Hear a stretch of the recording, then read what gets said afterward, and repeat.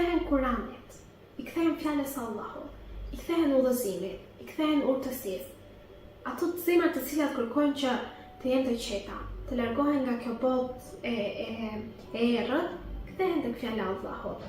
Recitojnë lutje, ngrenë dorë drejt qiellit dhe nuk lejojnë që zemrat e tyre të vdesin.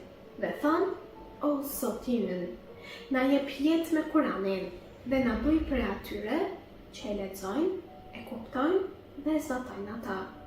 O Zoti ynë, na ringjall me dritën e Tij dhe na bashko me Të në ditën e gjykimit. O Zoti ynë, forco zemrat tona me dritën e Tij dhe shkruaj dobësinë e armiqve të Kuranit. O Zoti ynë, na dhuro dije të vërtet, shpirt të pastër dhe rrugë drejt shërbimit të sinqert ndaj librit tënd të madhërisëm. Në këtë momente të nderuar dëgjues,